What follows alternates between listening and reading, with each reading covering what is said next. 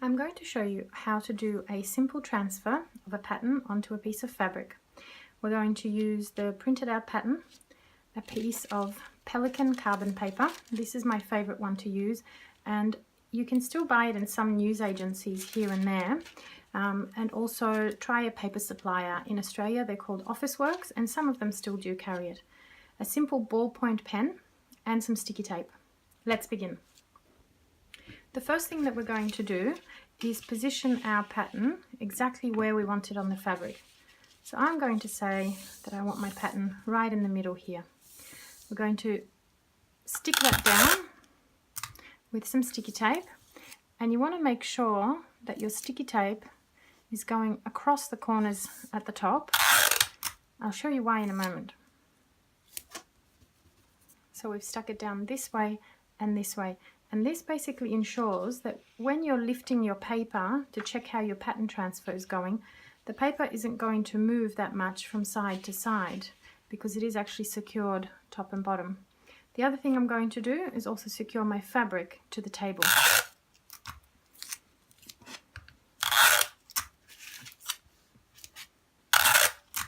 Sorry about that noise of the sticky tape. It's not exactly pleasant. All right, now we are ready to go. I'm going to grab my carbon paper, lift up my pattern, put this underneath. Make sure you're putting your carbon paper black side down. And don't worry, these modern carbon papers don't stain and damage the fabric like the old ones did back in the 70s. Now we've got that down. I don't normally secure the paper anymore down the bottom because I like to have the flexibility of being able to lift up and check how I'm going. So let's start doing the transfer. With your ballpoint pen, we're going to start drawing around the lines. Now I am putting pressure on here. It's not enormous, but it's certainly more than the kind of pressure that I would put on if I was just writing something or drawing. If you're not sure how much pressure to use, how hard to press with your pen, just draw a few lines and then check how this is going underneath. I'm going to lift this up in a moment and we're going to have a look, and just bear in mind not to expect any sort of really dark outlines.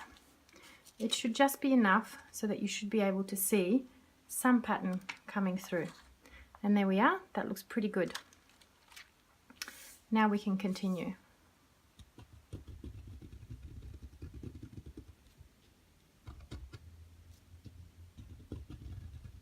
The darkness of the line is also going to depend on how light or dark your fabric is, and also how grainy it is.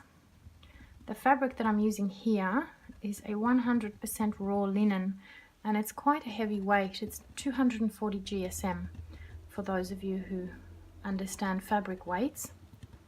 And so as you can see, my line work is a little bit wobbly, and that's because of the texture of the fabric that's coming from underneath and making my pen sort of bump around the edges. And as you'll see shortly when I finish this transfer, it doesn't actually matter if your lines are a bit wobbly. You can see that I didn't exactly go over that one straight, or this one, or this one. None of that matters. So don't start worrying that your transfer has to be absolutely perfect. And remember that I do the pattern drawings on the computer. So these are not hand-drawn lines that you're tracing. All right, so we've got one flower. Let's just have a look how that went.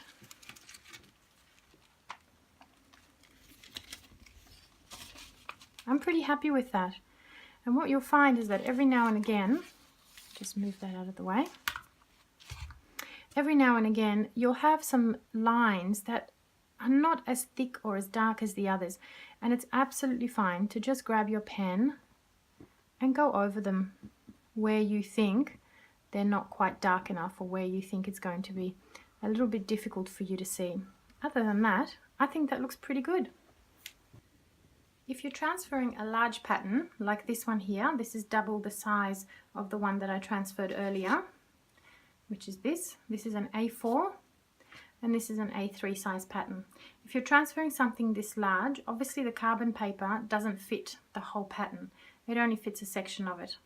I've secured the pattern to the fabric like before with 2 pieces of sticky tape on the diagonal on both sides. Then you get your carbon paper, and just like before, we position only half of it this time, starting at the top.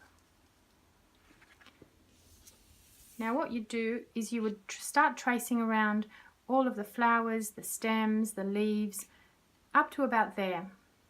If you can avoid it, try to do elements in whole so that you're not cutting half a leaf off and then restarting the other half underneath, because you might not get the exact match. So what I would do in this instance is, for example, with this leaf here, I would leave that until my carbon paper is on the bottom part.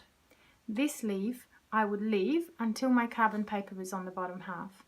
Try as much as you can. In the end, if you get a little bit of a wobbly line here and there, it's not the end of the world. So after you've transferred the top, lift up your paper, move your carbon paper down. You can even leave it a little bit higher than the middle, and now you can start tracing the bottom parts. And you should be able to see which parts you've already transferred and which ones you haven't, because, like I'll show you on this one, it's pretty clear to see that there's no pen marks over here and there's plenty of pen marks over on this side. Now let's just go back to the first pattern that we transferred, because I'm going to show you how to add small elements around this that are not the same as what you see them on the paper. It would be absolutely fine for you to transfer the whole design if this is the arrangement that you actually wanted. But let's say you just want this flower and then this exact same flower but flipped upside down, sort of sitting next to it. It would be very difficult to use this piece of paper and get your placement exactly where you wanted it to be. And in the same way, if you want to use this arrangement of 3 flowers and scatter it on a large surface like a quilt or a big tablecloth, you would use the same method that I'm just about to show you. We need a pen again, and this time I'm also using a piece of tracing paper that you can get pretty much anywhere these days. So what I'm going to do is position that over the top. Don't need to stick down anything. If you want to, if you don't feel that confident, you can certainly add some sticky tape around each edge. And all we're going to do is trace it. And this is pretty easy. No need to add any pressure. What we're doing is we're just literally tracing, going back to school.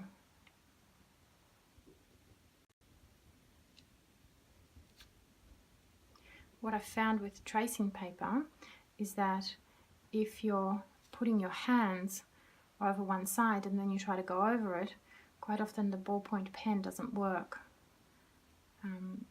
It's probably the sweat or the oil from our skin that stops it from working. But even that's fine, because we only need enough of the pattern to be able to use it. As you can see, this transfer is pretty quick. You can be quite confident with your drawing. You don't need to do it exact. As you can see, I'm quite loose about it, allowing my lines to be quite organic. Ooh. I think the pen is doing that disappearing trick up there. There we are. I've transferred it enough. You can see I've got a few missing lines there, so I'll just fill those in here. But even that doesn't really matter. All right, now we've got this. We're not going to use this anymore because this is going to serve as our placement. Because you can see from underneath, you can see exactly where you want to place it. Now we can put it side by side like this. We can even drop it down so that they're sort of connected. You could run this as a continual pattern along the edge of something like a tablecloth. But for the sake of this transfer, I'm going to nestle them into each other where the leaves are sort of, I don't know whether you can see that, but they're kind of almost overlapping right there. Now that I've got that in place exactly where I want it, that noisy sticky tape again, and sticking it down just like before using the diagonals. Now that's in place, we can comfortably put underneath our carbon paper and start tracing.